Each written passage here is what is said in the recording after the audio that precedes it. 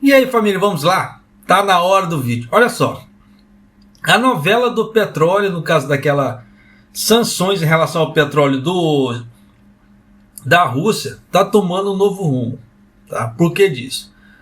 Eu não sei se os Estados Unidos ele é realmente aliado do Japão ou se ele está querendo sacanear o Japão, porque existem duas hipóteses para isso, tá?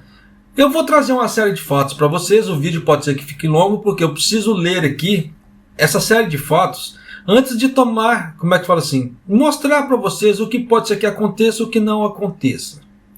A situação pode ser que fique complicada para lado de cá, pode ser que sim. Se não ficar complicado, o Japão vai estar pagando mais caro o petróleo do que os outros países. E caso dê algum problema com isso, o Japão, por outro lado, pode estar assegurado na quantidade de petróleo, no fornecimento de petróleo, enquanto os outros países da União Europeia vão só se fuder, desculpa o termo. Mas são os dois cenários que eu estou vendo, tá? Para esse problema dos Estados Unidos em relação ao Japão, para o Japão pagar mais caro pelo petróleo, independente do teto. Então eu vou apresentar certos fatos aqui que eu não posso deixar de apresentar. Por quê? Para não trazer um vídeo tendencioso. A ideia não é essa, tá? A ideia é mostrar os fatos, como é que estão girando para o lado do Japão aqui em relação ao petróleo, tá? E com isso nós podemos já ter uma ideia do prospecto do que vai ser até o ano que vem. Até o ano que vem, assim, mais da metade do primeiro semestre do ano que vem, tá? De acordo com o plano dos Estados Unidos, do G7 aí, para precificar o petróleo russo, tá? Mas vamos lá. Os governos da União Europeia não conseguiram chegar a um acordo na quarta-feira sobre o nível para limitar os preços do petróleo russo transportado pelo mar sob o esquema do grupo do 7, no caso assim, do G7. Tá? E retomarão as negociações na noite da quinta-feira ou sexta-feira, disseram os diplomatas da União Europeia. Na quinta-feira, os representantes dos 27 países da União Europeia se reunirão em Bruxelas para discutir a proposta do G7 para definir o preço máximo na faixa de 65 a 70 dólares o barril do petróleo. Mas o nível se mostrou baixo demais para alguns e alto demais para outros. Por isso que eu preciso trazer essas informações para você, tá? Para evitar, aquelas análises de mercado errôneas. Ou tipo assim, aquelas análises de mercado tendenciosas. Faz o L, faz a minha. Não, o negócio tem que ser tipo assim, preto no branco, tá? Vamos ser justos na coisa ali. Ainda há diferenças no nível do preço máximo. Precisamos proceder bilateralmente, quase que não sai, hein? Disse o diplomata da União Europeia. A próxima reunião dos embaixadores dos países da União Europeia será amanhã à noite ou na sexta-feira, disse o diplomata. O G7, incluindo os Estados Unidos, bem como a toda a União Europeia, a Austrália, deve implementar um limite de preço para as exportações marítimas do petróleo russo em 5 de dezembro. Então você vê que o plano deles já tem uma data para começar. Só não chegaram num resultado ainda, como é que se fala assim, do que eles vão fazer.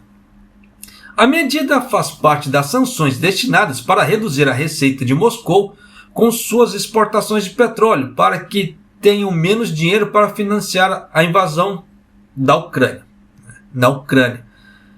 Mas o nível de preço máximo é uma questão controversa. Polônia, Lituânia e Estônia acreditam que 65 dólares a 70 dólares o barril deixaria a Rússia com um lucro muito alto, já que os custos de produção estão em torno de 20 dólares o barril.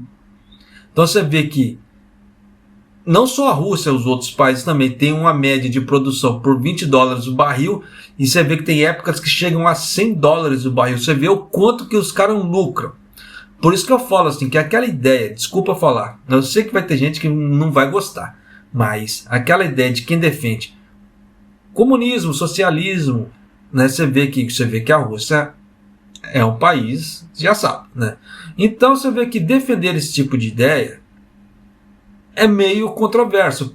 Meu ponto de vista, por que eu acho controverso esse tipo de coisa? Eu não deveria nem estar falando. Mas eu acho o seguinte, você vê que enquanto o povo está se lascando, os grandões estão ganhando dinheiro. E aí?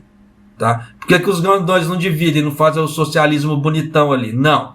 Você vê que os grandões estão ganhando dinheiro, você vê que a lucratividade sobre o barril do petróleo é muito grande, mas você vê que só o povo se lasca. Então aquela ideia do povo defendendo esse tipo de coisa, para mim é burrice. Enquanto uns estão enriquecendo e o resto está aí, ó. Não vou nem falar o que está comendo. Então, tem que se tomar cuidado com certas coisas, tem que se tomar cuidado. Por isso que eu falo assim, pensa um pouco, tá? Analise fatos, analise historicamente fatos, como é que as coisas estão falando, antes de tomar qualquer posicionamento, tá? Esse é o meu ponto de vista. Por isso que eu falo assim, eu sei que muita gente vai me xingar, tá? Em relação a isso, mas vida que se segue, tá? Cada um tem o direito de se expressar, né? Acho que respeito é primordial. Esse é o meu ponto de vista. Tem gente que não gosta do capitalismo, né? Então, como é que fala assim? Vida que se segue. Mas continuando aqui. Chipre, Grécia e Malta. Países com grandes indústrias na navegação que mais perderão se as cargas de petróleo russo foram obstruídas. Acham que o limite é muito baixo para exigir uma compensação pela perda de negócios ou mais tempo para se ajustar. A Polônia diz que não pode ultrapassar os $30 por barril. Chipre quer uma compensação. A Grécia quer mais tempo. Então, como é que se diz? Acertar as regras para isso vai ficar meio complicado. Tanto que ele já fala, isso não vai acontecer essa noite, disse o segundo o diplomata. Cerca de 70% a 85% das exportações de petróleo bruto da Rússia são transportadas por navio-tanques e não por oleodutos. A ideia do teto de preço é proibir as companhias de navegação, seguros e resseguros de manusear as cargas de petróleo russo em todo o mundo, ao menos que seja vendida por não mais do que o preço estabelecido pelo G7 e seus aliados. Com as principais empresas de navegação e seguros do mundo estão sediadas nos países do G7, o limite de preços tornaria muito difícil para Moscou vender seu petróleo, seu maior item de exportação, representando cerca de 10% da oferta mundial, por um preço mais alto. Ao mesmo tempo, com os custos de produção são estimados em cerca de $20 por barril, o limite ainda tornaria lucrativo para a Rússia se vender o seu petróleo e, assim, evitaria uma escassez de oferta no mercado global. Então você vê que eles estão tentando fazer uma jogada que não falte petróleo no mundo, mas que dê uma cortada na Rússia. Então já deu para você ter uma ideia. Só para você ter uma ideia aqui. O petróleo bruto russo dos Urais já é negociado dentro da faixa discutida em cerca de $68 o barril. Então com isso eu trouxe essas informações porque já para vocês terem uma ideia do que vai ter problema com parte de navegação, parte de seguro, parte de logística e etc. Tá? Então já deu para você ter uma ideia da quantidade de informações que eu trouxe aqui para você. Por quê? O Japão está incluído tudo isso. Porque o Japão, como é que se diz? Ele precisa dos navios tanque para trazer o petróleo para o Japão. Tá? E com isso, pode ser que com a matéria deveria dar uma, como é que se fala assim? Baratear o petróleo para o Japão. Só que, em um segundo cenário, o primeiro cenário é o seguinte: a Rússia aceita tudo isso, tá?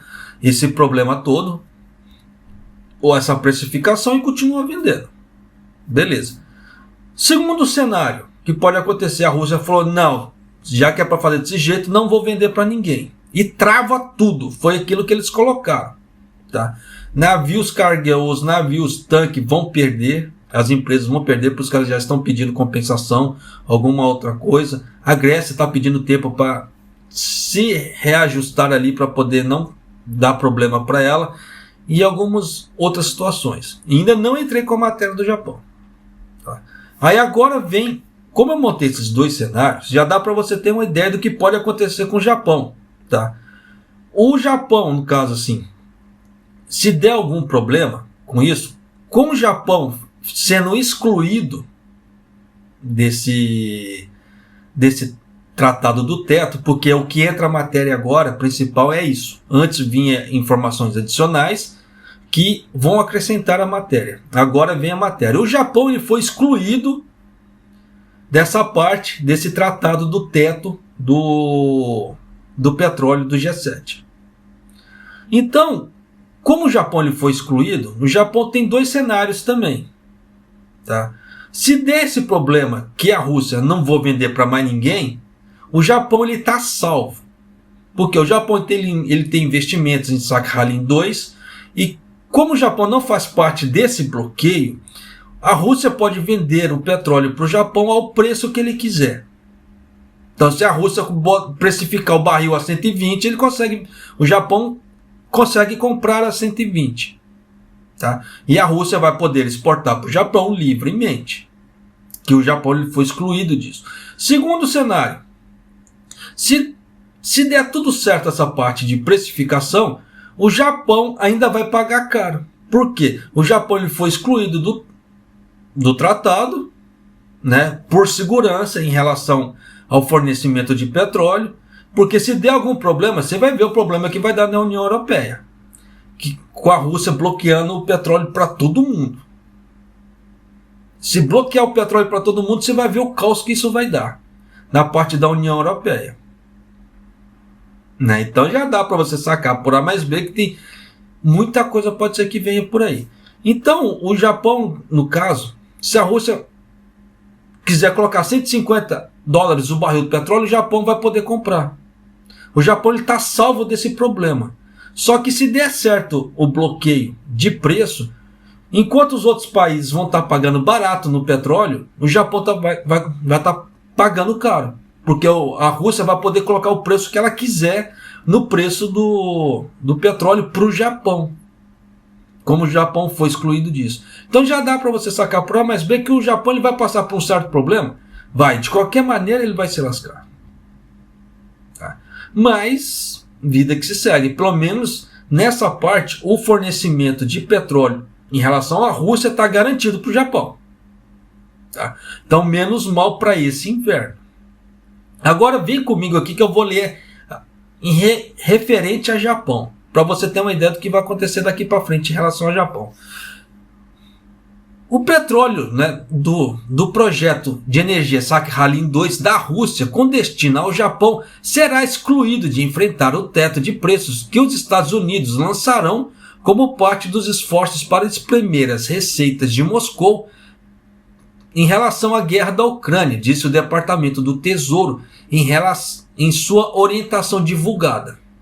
Então já dá para você sacar. Então você vê que o próprio Tesouro americano já divulgou esse tipo de coisa. O preço máximo que os outros membros do grupo dos 7 e da Austrália também concordaram em introduzir entrará. Aí você viu que ainda não chegaram no consenso ainda, mas vão chegar no consenso e vão jogar isso para a Rússia. Entrará em vigor em 5 de dezembro para o petróleo bruto. As empresas comerciais japonesas mantêm participações no projeto Sakhalin-2, que o governo vê como uma importante fonte de abastecimento de energia para o país, com poucos recursos. Porque o Japão, nesse ponto, ele não tem recurso de petróleo. Ele pode contar o quê? Se ele quiser fazer biogás, ele faz, usar energia renovável, parte eólica, parte solar, é o que ele tem na mão. O resto e energia nuclear. Tá? Mas você vê que se der um problema com o petróleo, vai parar metade do Japão na parte de carros. Né? Porque o Japão tem bastante carro híbrido? Tem, mas você vê que híbrido ainda precisa da gasolina, não é o carro totalmente a energia elétrica. Então, você vê que vai dar problema? Dá problema. Tá? De qualquer maneira. Enquanto ao nível do teto do preço, um alto funcionário do Tesouro disse que as discussões estão ocorrendo entre os membros da União Europeia antes que toda a coalizão do teto internacional possa anunciá-lo. aquele problema que eu trouxe antes. Por isso que eu já trouxe aquelas informações antes para complementar essa. Porque agora você já sabe por A mais B o problema que está acontecendo e o que vai vir daqui para frente. Por isso que é aquela velha história. Se é para mim passar informação, que eu passe informação de uma forma correta e completa. Que eu faço o dever de casa de uma forma bonita para você, porque você merece esse tipo de coisa.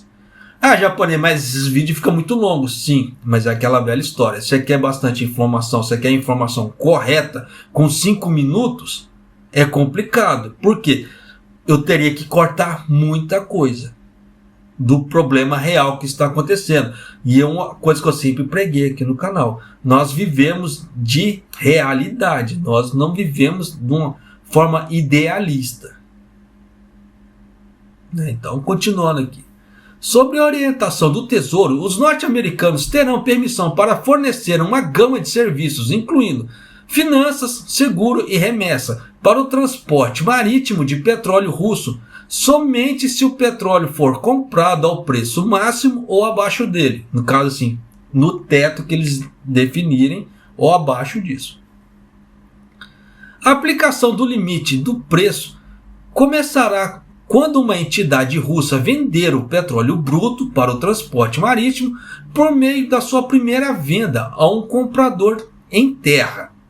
Isso significa que, uma vez que o petróleo russo tenha passado pela alfândega em uma jurisdição que não seja a Rússia, o preço máximo não se aplica a nenhuma outra venda onshore. O que isso quer dizer? Depois que foi feita a venda do petróleo bruto, tá? Não o refinado ou que passou por certas mudanças. Tem que ser o petróleo bruto. Não pode haver mudança de preço. É aquele preço e acabou. Tá? Mas, se depois de passar pela alfândega o petróleo bruto for levado de volta à água, sem ser substancialmente transformado como por refino, o preço máximo ainda se aplica de acordo com a orientação. Aí nós temos um buraco contratual nas regras. Por quê?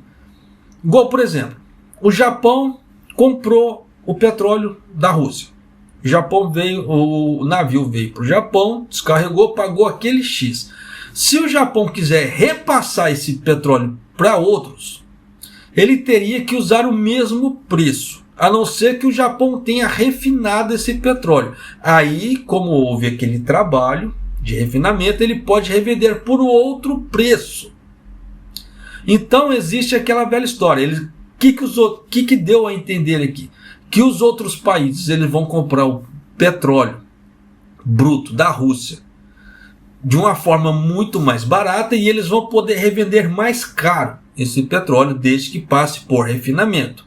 Se esse petróleo voltar, igual por exemplo, o Japão recebeu o petróleo bruto da Rússia e está mandando o petróleo bruto, da mesma forma os outros países, ele bruto para outro local.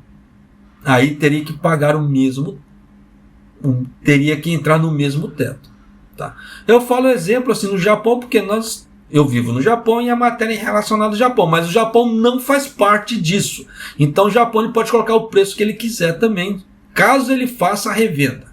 O que eu acho muito difícil, porque o Japão está estrangulado nessa parte de energia desse inverno e o governo está desesperado com isso. Tá? Nesse ponto.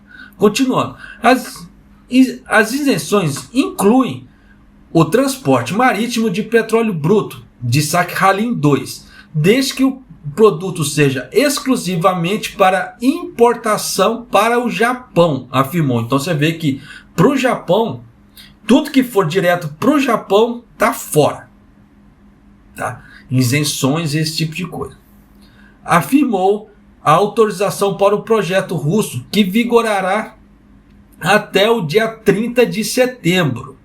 Então você vê que essa ideia de precificação do petróleo, vai pelo menos até o dia 30 de setembro do ano que vem.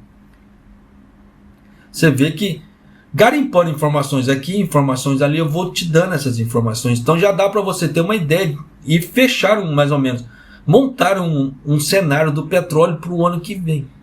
Tá? Então, com esse cenário do petróleo para o ano que vem, já dá para você ter uma ideia do que vai ser essa parte de combustível. Não só no Japão, como nos outros países. Em agosto, uma nova empresa operacional para o projeto de petróleo e gás natural liquefeito Sakhalin-2 foi lançada. E a Rússia autorizou os investimentos das tradings japonesa Mitsui e Mitsubishi. Então já vê que o Japão tem duas empresas grandes que têm investimento em Sakhalin-2. Esse é um dos motivos também que o Japão não entrou no bloqueio.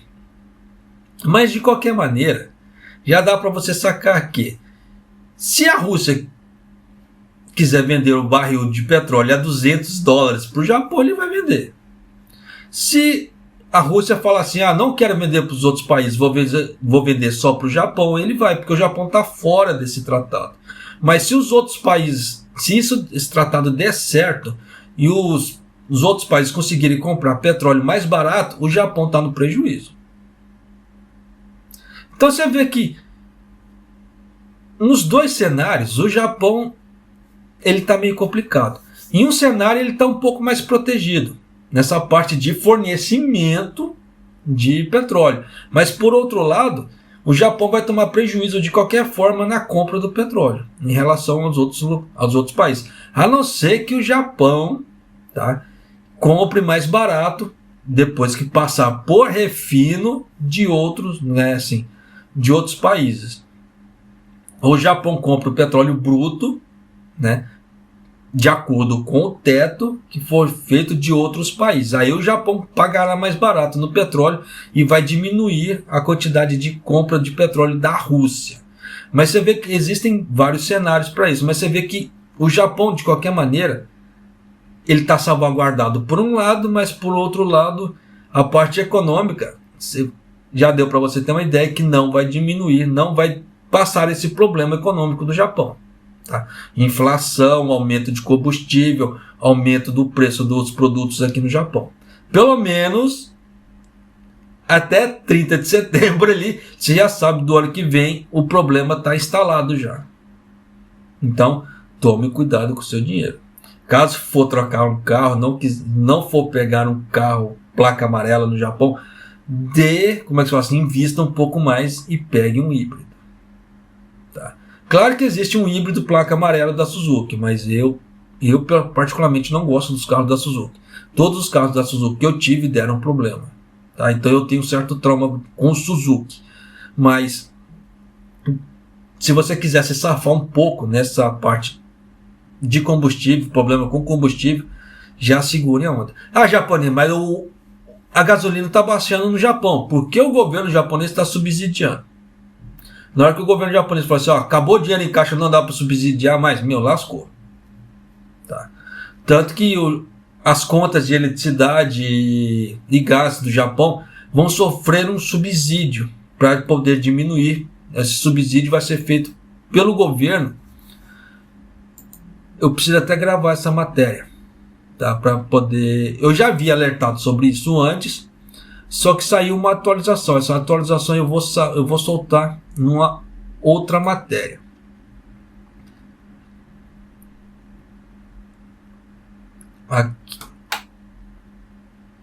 Aqui nessa matéria nova ele não fala. Espera aí, só um minuto. Tanto que eu tô com a matéria aberta aqui.